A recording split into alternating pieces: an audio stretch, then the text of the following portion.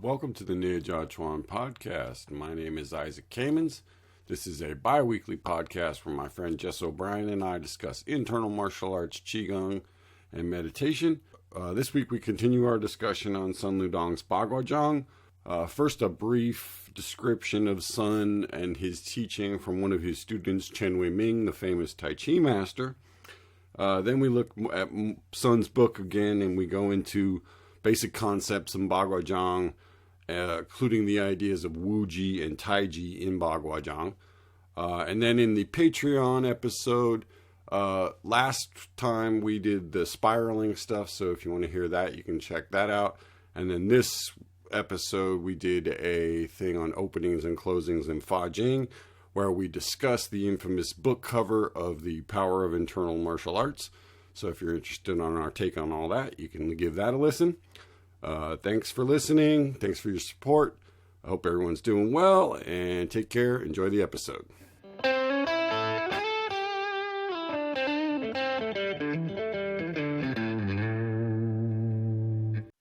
Welcome to the Neijiaquan podcast with Isaac and Jess. We're continuing our discussion of the famous martial artist Sun Lutong and his Bagua.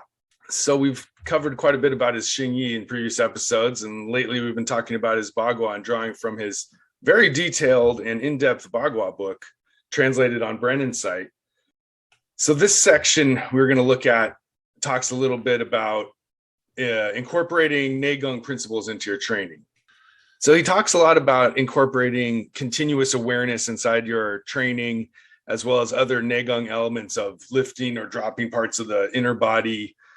But he's really focused on getting your mind in a certain state of very heightened awareness and perception while you're doing your training.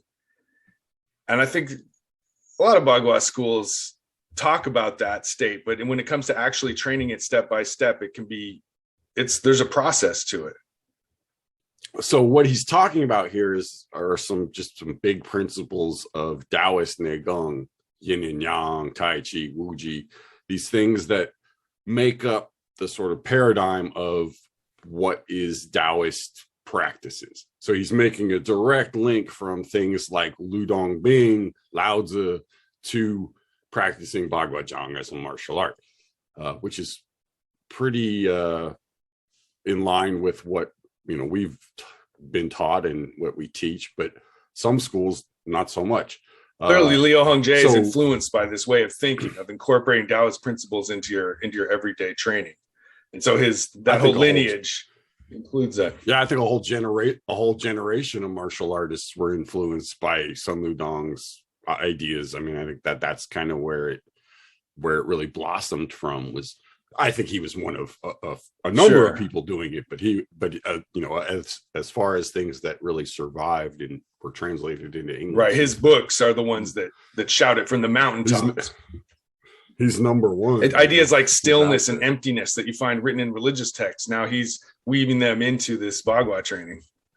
Or you find them a lot in Tai Chi books, true. Right? These concepts are freely written about in Tai Chi books, where they'll say, things like it's connected to Tai Chi or connected to Yin Yang. These Yin and Yang, Tai Chi, Wuji, the five elements, all of these Taoist concepts, and they make no bones about it. It's where with Bagua, it's a little more amorphous, I think, to kind of how you would translate those things that aren't exactly Bagua, like Nei Gong, to practicing in a circle, right?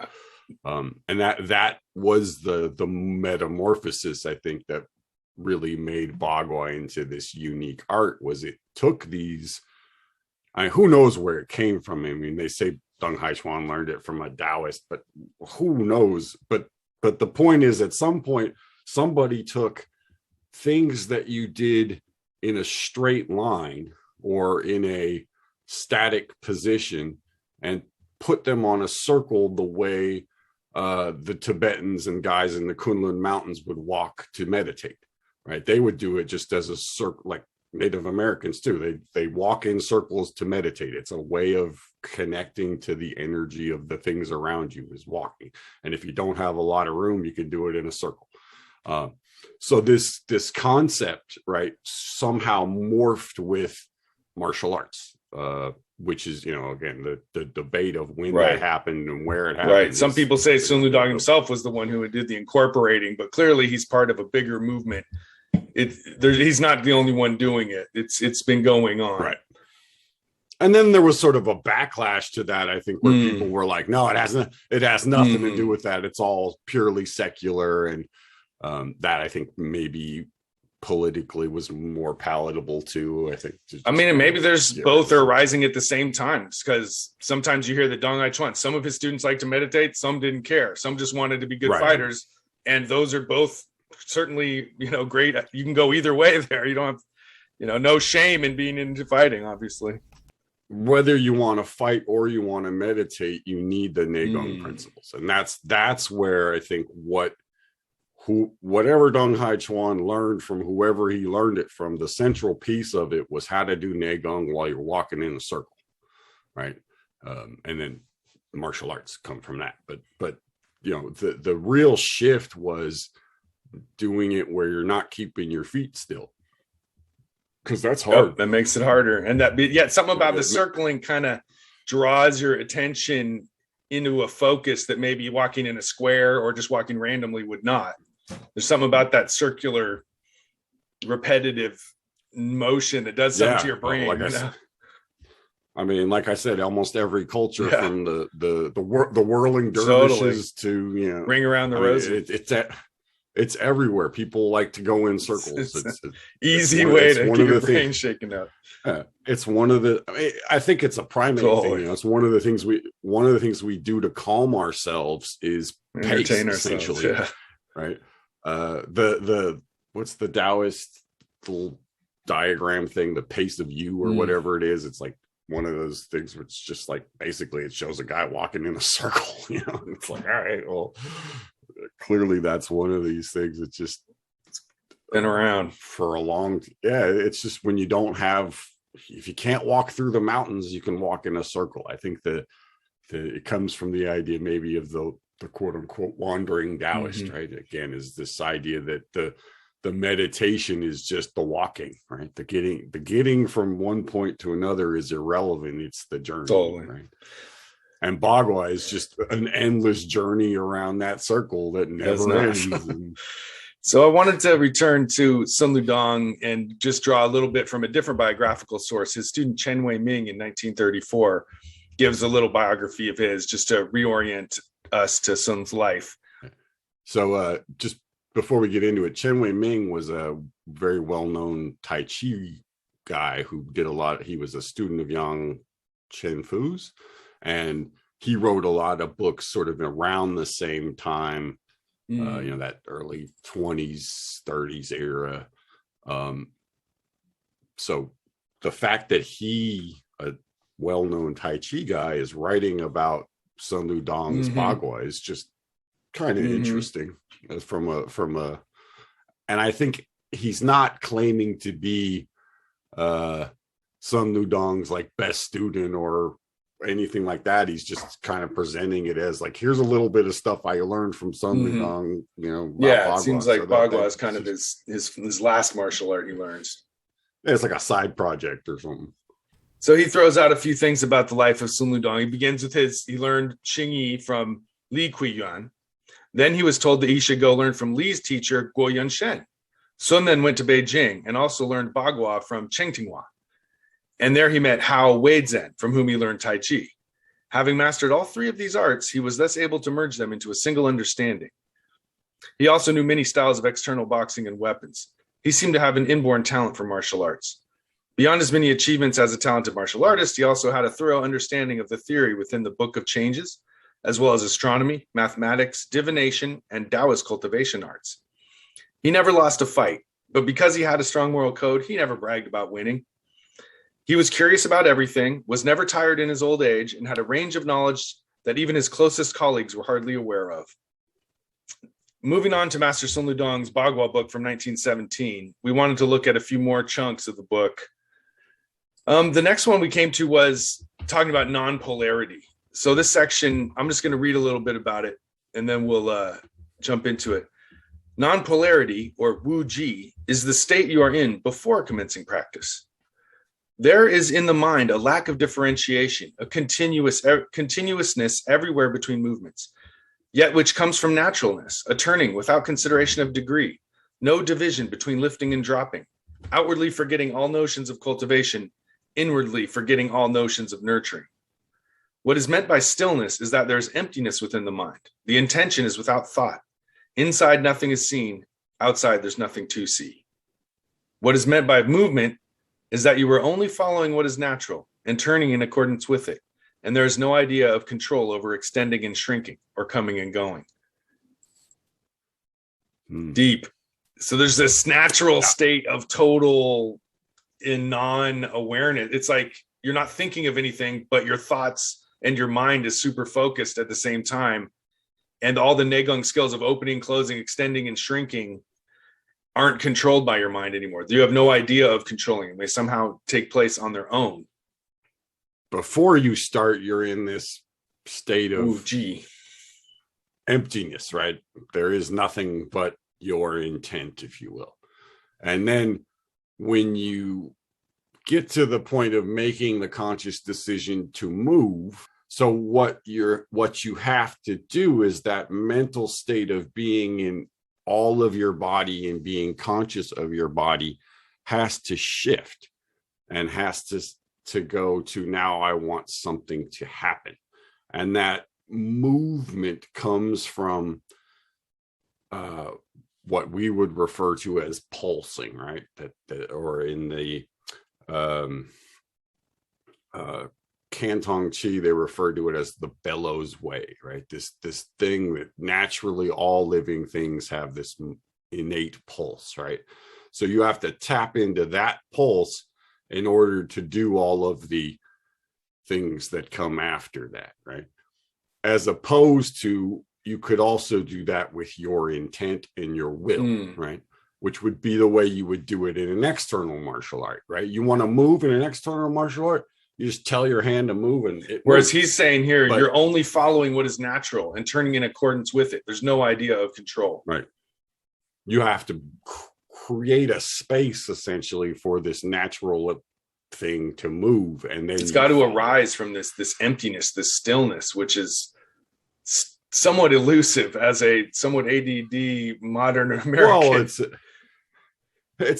I mean, what he's saying there is probably 10 years of practice, right? That first paragraph.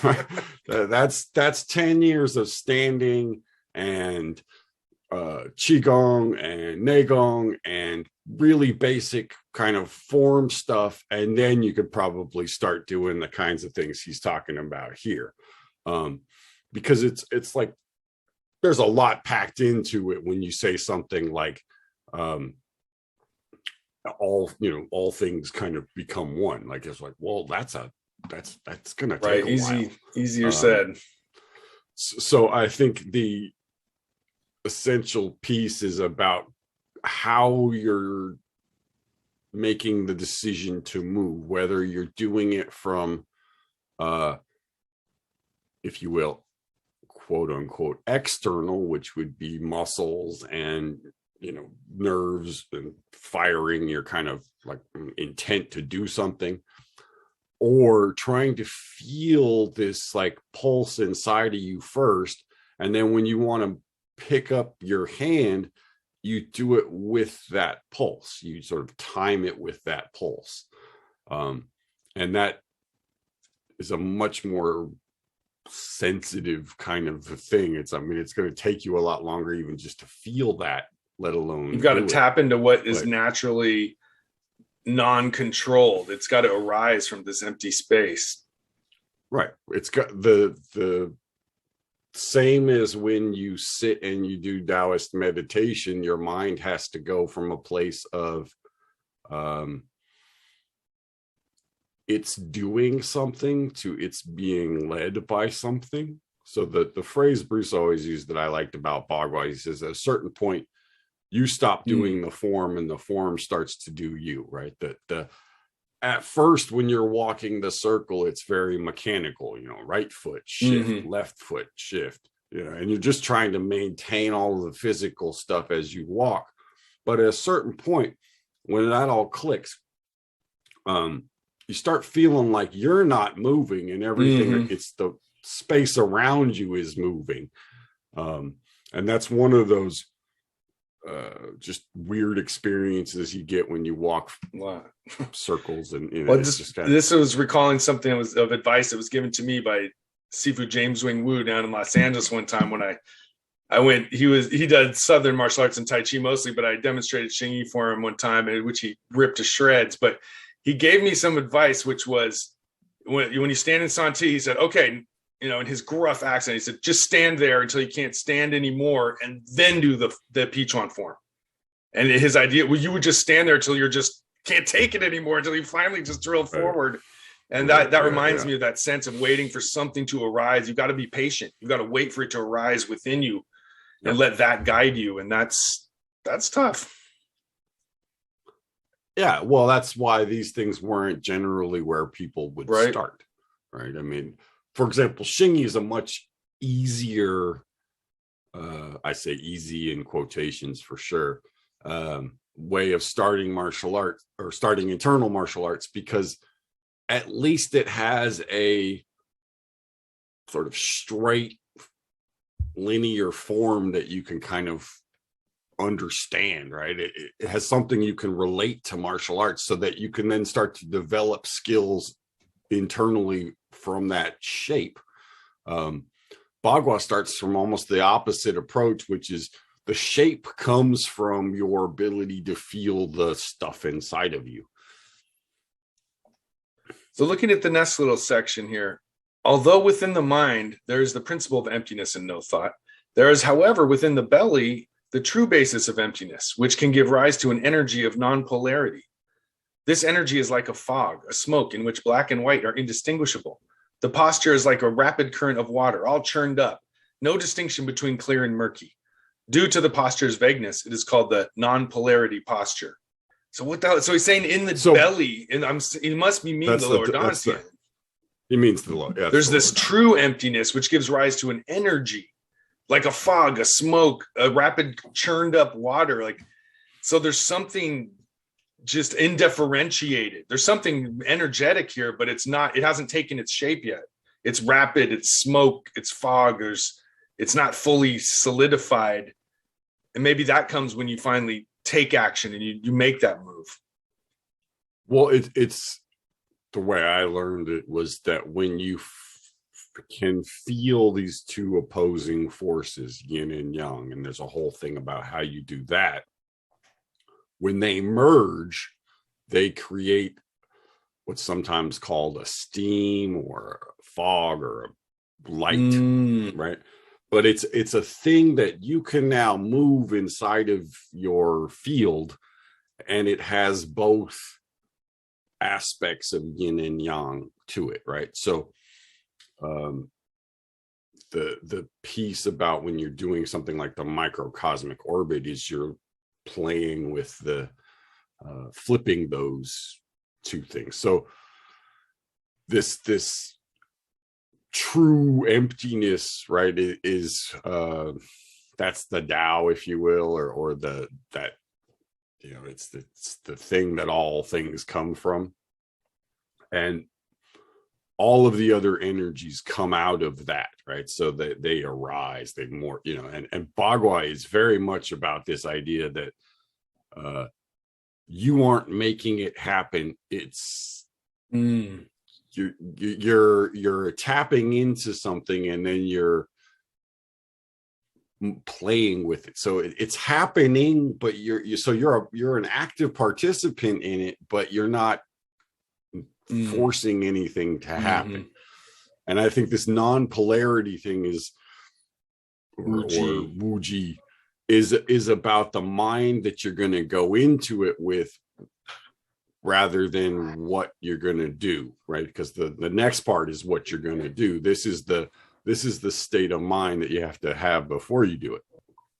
So the next concept that Sun Ludong teaches here is the idea of grand polarity, Taiji. This is when you start to move from that non-polarity position. So he says the idea is that within this boxing art, there is a central axis around which circle walking, opening and closing, movement and stillness, passive and active alternate with each other. The central axis is the source of mankind's existence. The energy in the elixir field is the basis of Bagua boxing. This energy at the foundation of the universe, the source of the passive and active aspects, is the grand polarity. It is from this that the dual aspects will be generated. So he's moving from non-movement to movement in this idea of from non-polarity nothingness to Taiji, which I guess you could say is somethingness. And there's this central axle around which the circle walking spirals, and that is the source of mankind's existence. I think this is what we would call the energy channel of the central energy channel. Right. So you have, try to simplify it a little bit. You have a center line. You have an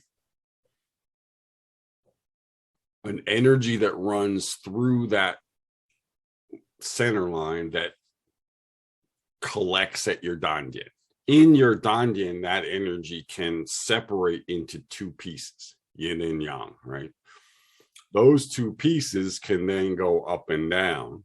Now you have what we would refer to as heaven and earth, right? You have top and bottom, and you always have something in the middle too, but I don't want to complicate it too much. So you have heaven and earth, right? And then when heaven and earth start to move, i.e., this is where you're going into Tai Chi, they flip. They begin to cycle through each other, right? And this is sometimes referred to as the microcosmic orbit. This process begins of cycling from top to bottom, top to bottom, top to bottom, essentially. And then you also have all of the horizontal things that will create any sort of turning, shifting, that type of stuff around this central axis. So it's creating all of these things around this center line.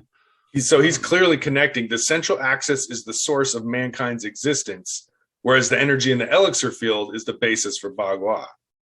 So the elixir field and this central channel or axis are clearly being woven together here.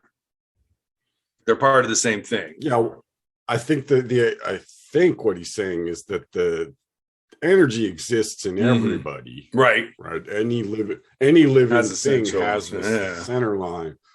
The elixir field is something you actually have to create. So that's the developing of the dantian, the elixir field. Right. So you have to practice something. It could be Bagua, it could be Tai Chi, it could be Nei Gong, but you got to do something. Strengthen this innate energetic zone. Right. This it's not going to happen on its own. So it's almost like Wuji is part of everything, but this Taiji, this movement, this action of the grand polarity is something that you practice and take part in. It's an active action. It doesn't just exist in and of itself. It requires your intent, your involvement somehow. Your intent is the fuel or like the spark that gets the thing to going. Take the shape. So he says, within your body, you must not be disorganized anywhere. If there is disorder anywhere, the energies within your body will not be unified, and your waist, hips, shoulders, and elbows will be at a loss because of it. He says, when turning to walk, your body must not tilt to the left or right, which could destabilize the energy.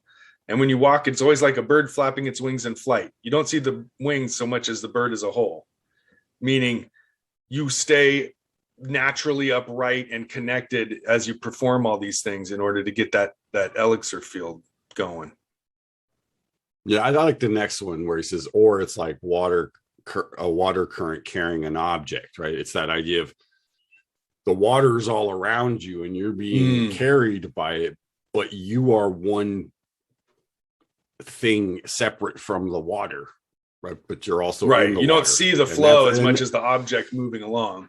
He says, more practical advice, when practicing, the size of the circle and the number of circuits you make on it depend on your environment. If you can do it large, do it large. But if you can only do it small, do it small. Whatever is the most convenient way of practicing. So there's nothing official there. You can just make your circle however you want. Yeah, I think that's one of those. That's a really useful piece of information, because a lot of schools will get into this thing of, oh, your circle has to be 8 steps or has to be this size or whatever. And one, I think what it really depends on is your skill level, because a larger circle is going to make it easier. A smaller circle is going to make it harder. But aside from that, what really matters is that you're practicing. It doesn't matter how big or small that circle is. You know, when we would practice on Tank Hill, sometimes we would do that circle that was probably half a block from each other, you know, but you also can do it where you're touching at the wrist. So it's really just about how much space you have and how much space you need to do it comfortably. When we practice Nei Gong within Bagua, you do the same things you would learn in a regular Qigong set. Say you're opening and closing your joints while you walk, or moving the spine in some way, maybe up and down, or there's breathing patterns you might follow, or feeling energy going up the insides or outsides of your body. So all the regular Nei Gong training takes place there as well. But something about Bagua, about that circle, it relates to the spiraling energy body set, where you spiral the joints of the body and the energy gates with very specific energetic techniques. You also move the energy up and down your body in flows while you train spiraling energy body. And that's just what you do in Bagua. As you walk, the energy of the earth rises up through you, and then you bring the energy of heaven falling down from above through you. So there's a very close connection between the spiraling energy body set and the training of Bagua, the way we learned it. Hey folks, Isaac here again. Just a reminder, check out the Patreon for the Qigong portion of the episode, where again we talk about Fa Jing and the book cover of The Power of Internal Martial Arts. Also check out the Instagram for images to go along with the episodes. Again, thanks for all your support. Leave us a review on iTunes and take care of yourself.